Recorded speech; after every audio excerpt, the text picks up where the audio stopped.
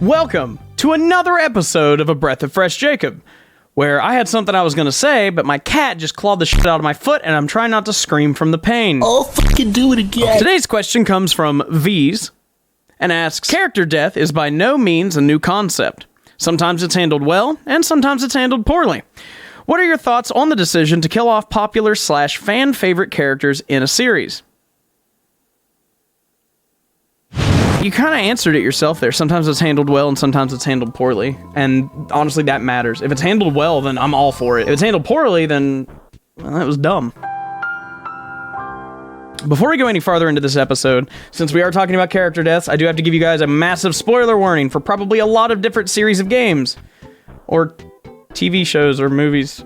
I'm probably going to stick to video games, but, you know, there's a catch-all just in case I get a little sidetracked and end up talking about other stuff. So anyway, if used as a good shock factor, a character death can be really impactful, especially if that death is undermined in a way that doesn't feel cheap. Let me give you an example of this. Hey, look, I'm immediately going to a TV show, or in this case, an anime. So we're going to look at Dragon Ball Z for a minute, right? Characters die in that series all the fucking time, and it doesn't matter.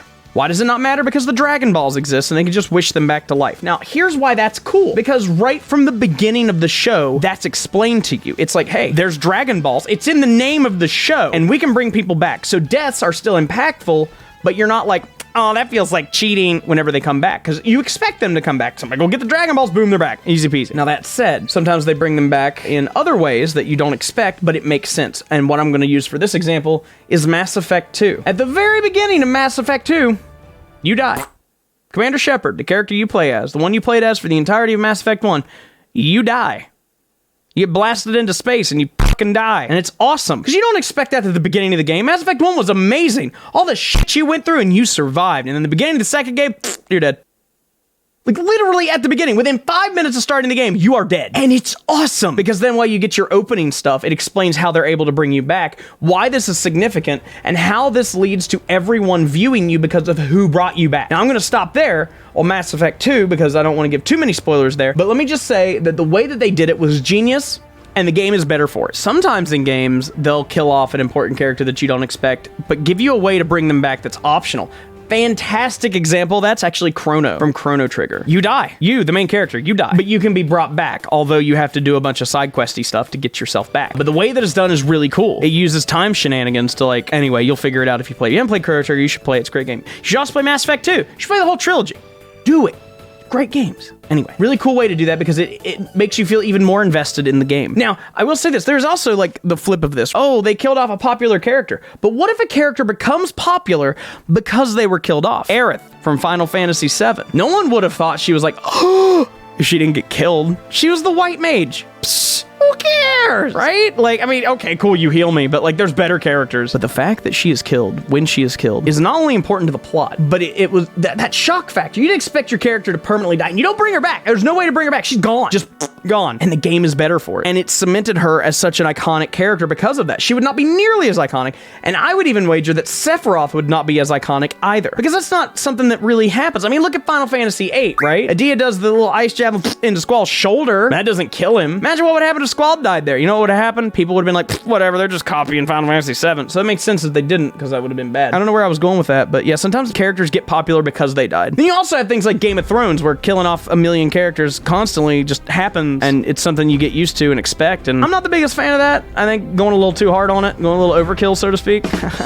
kind of kills it a little bit, but that's just my thought. Another time deaths can be done right is if they happen to the love interest of like the main character, or maybe one of the main characters, or an important side character even, because it can create an interesting like revenge plot. It can also get you invested to make you hate the bad guy even more for it. So it can have that emotional connection in a different way than just you dying, you know? I'm trying to think of good examples of that.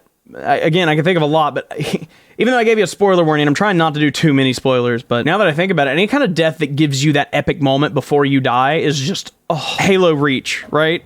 Objective, survive. What a moment. What a badass final moment. So good. Anytime a game gives you that, send them out with a bang, right? Like, Halo's so good about that. Oh my God. Another time that deaths can be interesting is when it's a villain making amends. They're like, this is my fault. I did this. I'm gonna fix it. Or, you know, hey, I know we haven't always seen eye to eye on stuff, but here, I'm gonna save your life now. Like those badass redeeming moments for villains that you always liked, Those are amazing. Also, if your character or another character needs to die for something to happen, this can be pretty impactful. Bioshock Infinite would be a good example of that. I can't think of another one off the top of my head, but I know that there are definitely more because I feel the feelings inside me that say, yes, you've experienced this, Jacob. But anytime it makes sense for a character to die is pretty good, you know?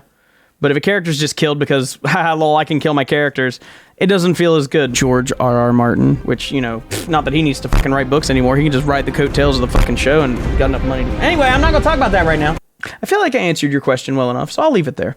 But good question, V's. Good question. I enjoyed that one. Made me think about a lot of games I've played. Games I want to play again. I'm going to just give a spoiler warning to everybody to avoid the comments if you're very spoiler conscious, but...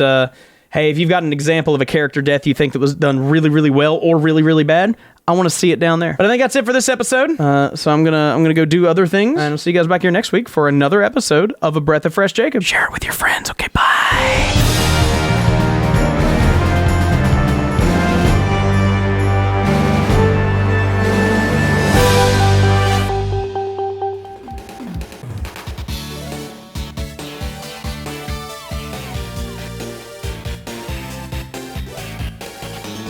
Cats, man. I'm telling you.